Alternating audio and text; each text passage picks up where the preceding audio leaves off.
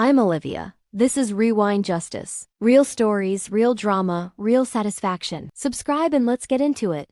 The text arrived at 9:32 p.m. on a Thursday. No greeting, no explanation, just, don't contact us again. It's over.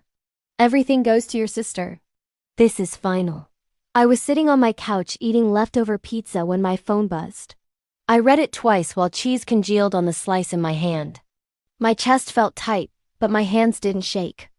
After 27 years of being second choice, this shouldn't have surprised me. I set down the pizza, opened my laptop, and pulled up my banking app. Mortgage payment to mom and dad's account $1,200 monthly. Cancel. Confirm. Dad's car payment $380 monthly. Cancel. Confirm. Mom's supplemental health insurance $310 monthly. Cancel. Confirm.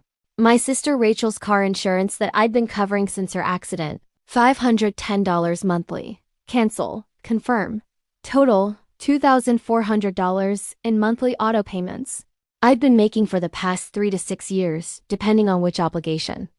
I took screenshots of every cancellation and saved them in a folder. Then I typed back. Understood. I didn't cry.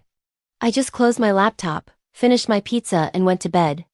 The next morning, my phone started vibrating at 6:47 a.m. Dad.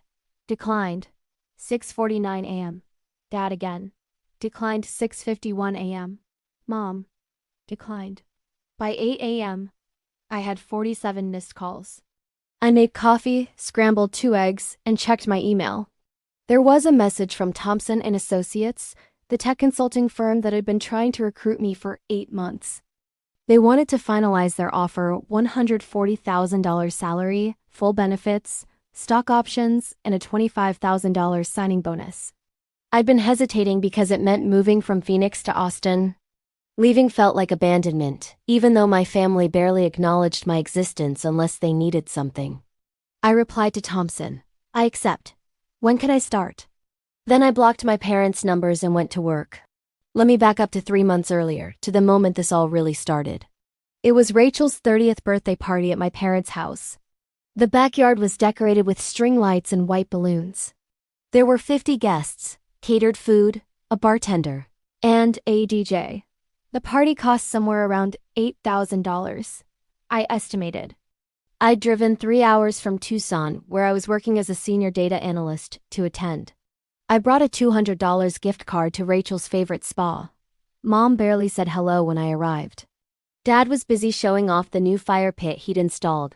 $3,500, he told everyone proudly. Halfway through the party, Dad gathered everyone for a toast. He raised his glass and smiled at Rachel. To my incredible daughter Rachel, he said. 30 years of bringing joy to our lives. We're so proud of the woman you've become. And to show that pride, we're giving you something special. We've paid off your student loans. All $45,000. Consider it our gift. The crowd applauded. Rachel cried happy tears and hugged them both. I stood near the back, holding my wine glass, doing math in my head. Rachel's student loans, $45,000, now paid.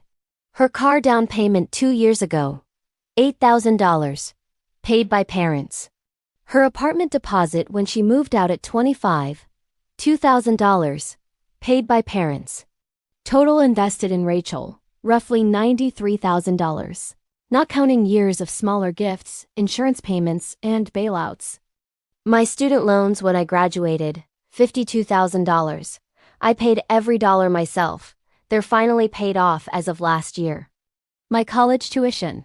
I got scholarships and worked 3 jobs. Parents contributed $0. When I bought my used Honda at 23, I saved $6,000 myself. Parents contributed $0.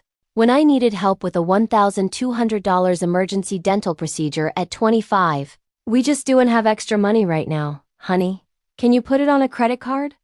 I did the math standing there with wine in my hand and congratulations around me. The disparity was roughly $93,000 to $0.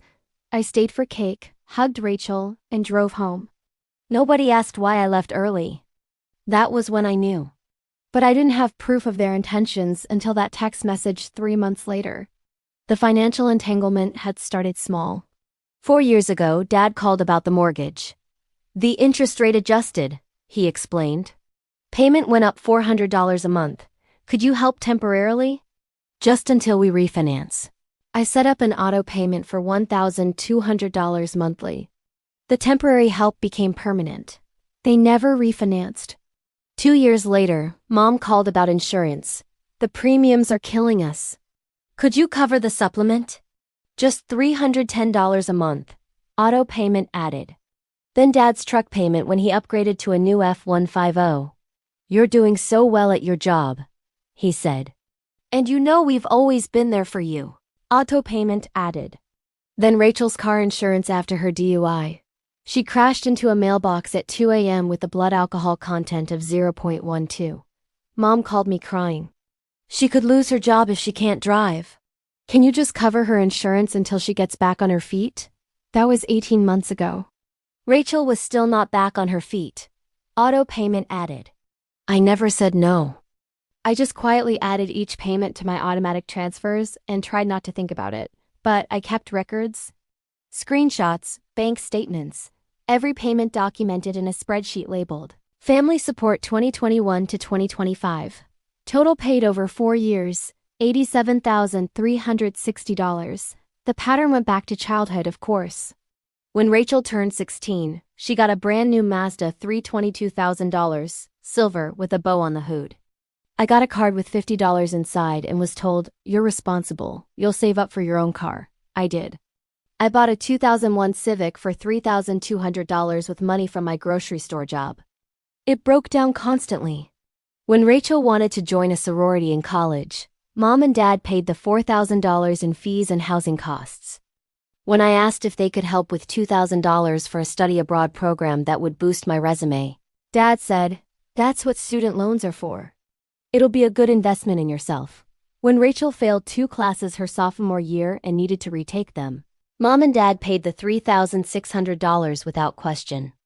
When I mentioned I was struggling to afford textbooks, Mom said, "Check the library. There are always options if you're creative."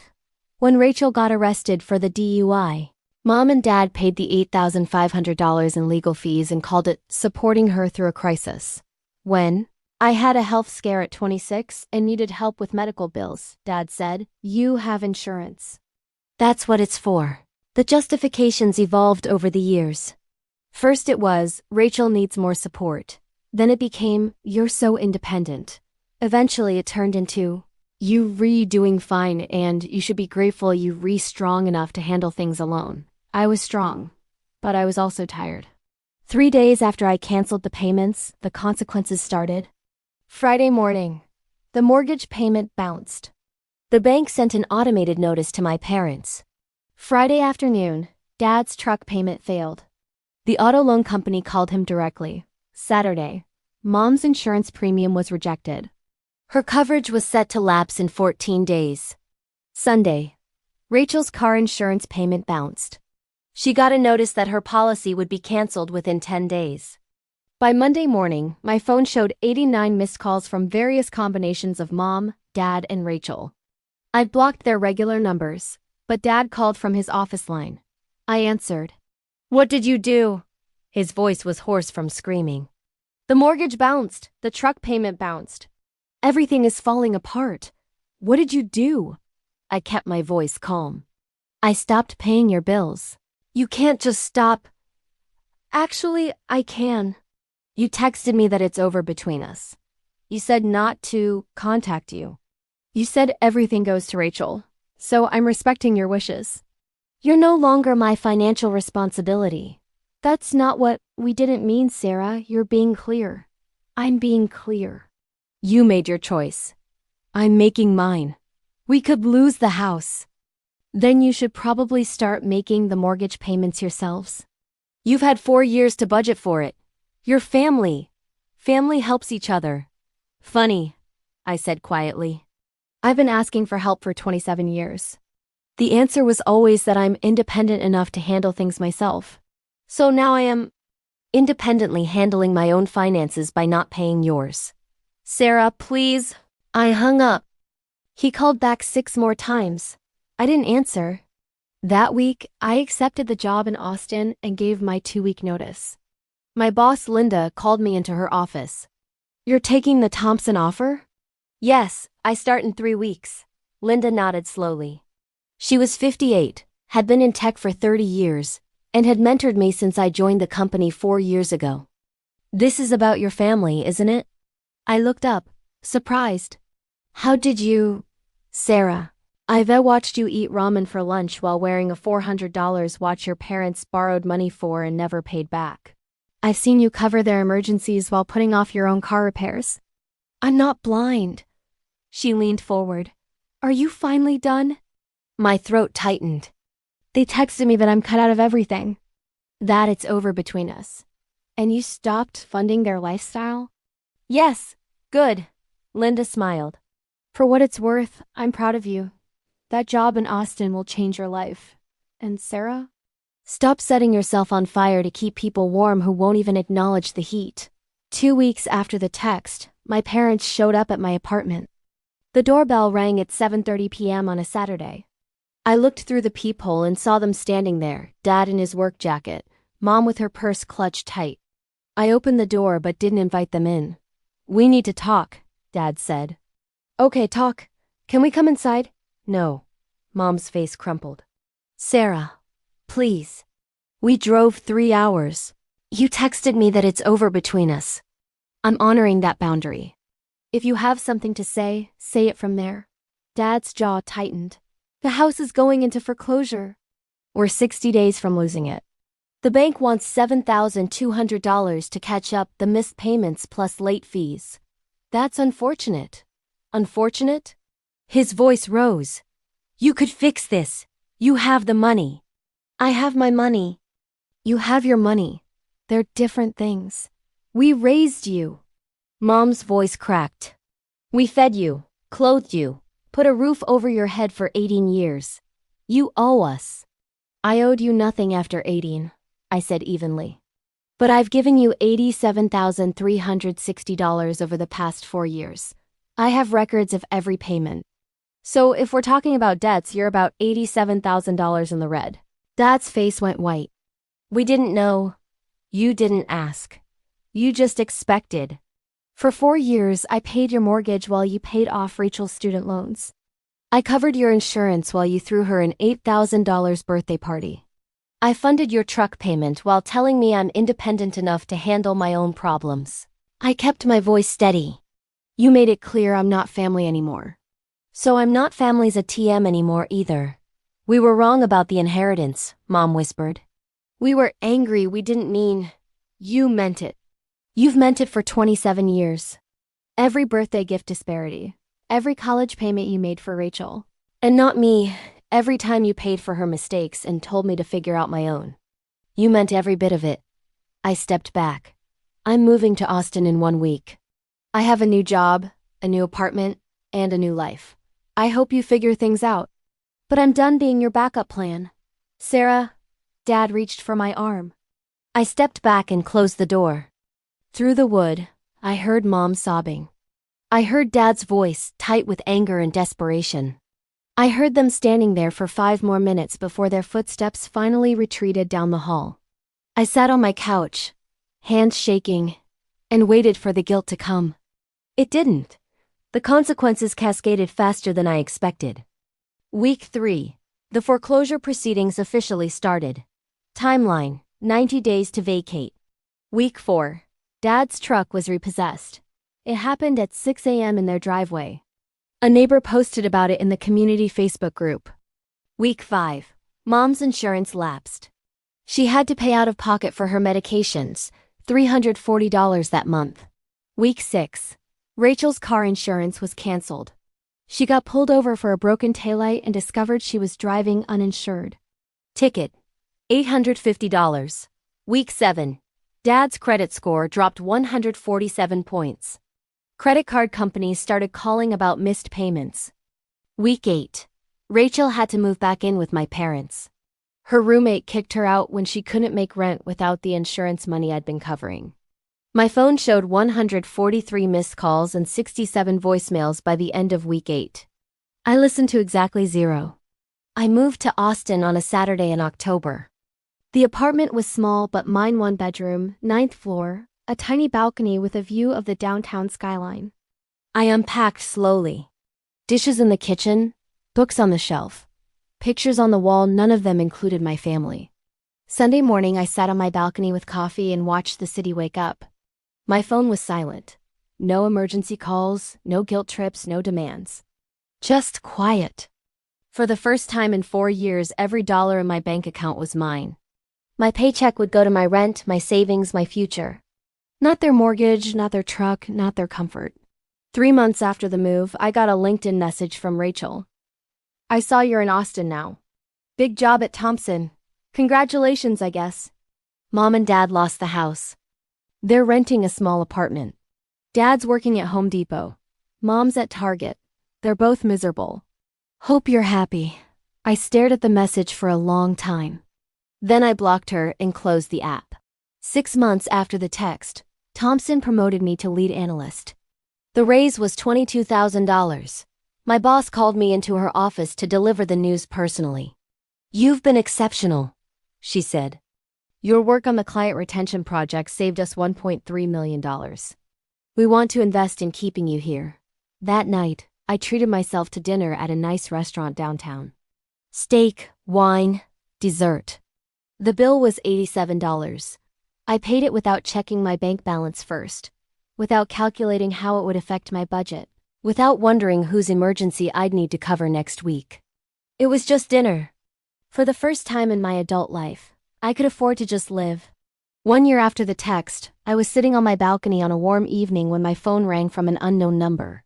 I almost didn't answer, but something made me pick up. "Sarah?" It was Dad's voice, older somehow, tired. "Please don't hang up." I said nothing. "I know you don't want to hear from me. I know we destroyed everything. But I need to tell you something." He took a shaky breath. "Your mom and I have been in therapy. We're working on understanding what we did to you. And Sarah... we were wrong. About everything. Okay. We used you. For years. We took your money, your time, your support, and we never gave back. We put Rachel first in everything and told ourselves you didn't need us. But the truth is we needed you, and we exploited that." His voice cracked. "We stole your 20s from you. We stole your security. We made you feel worthless so you keep trying to earn our approval. And I'm so sorry." I watched the city lights blur slightly. "I don't expect forgiveness," Dad continued.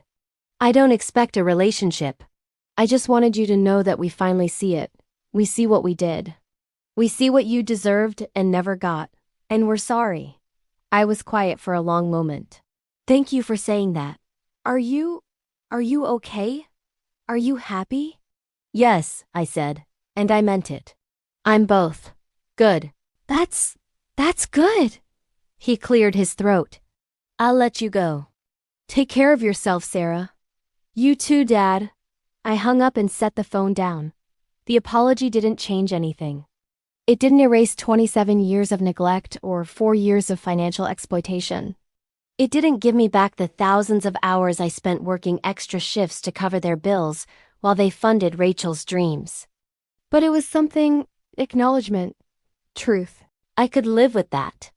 2 years after the text, I am sitting on my balcony watching the sunset paint the Austin skyline in shades of orange and gold. My coffee's gone cold, but I don't move to refill it. My bank account is healthy. My retirement fund is growing. My career is thriving. I have friends, hobbies, peace.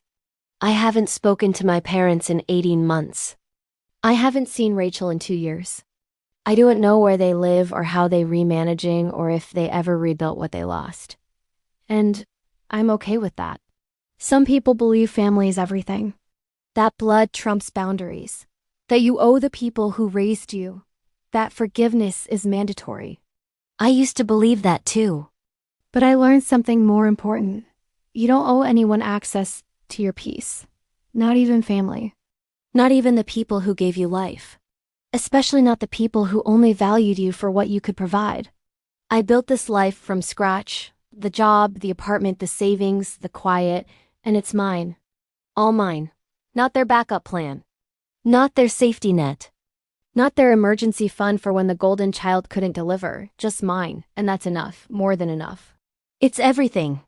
If you've ever been the family ATM while someone else got to be the favorite, you're not alone. Share your story below. And subscribe for more stories about choosing yourself over obligation.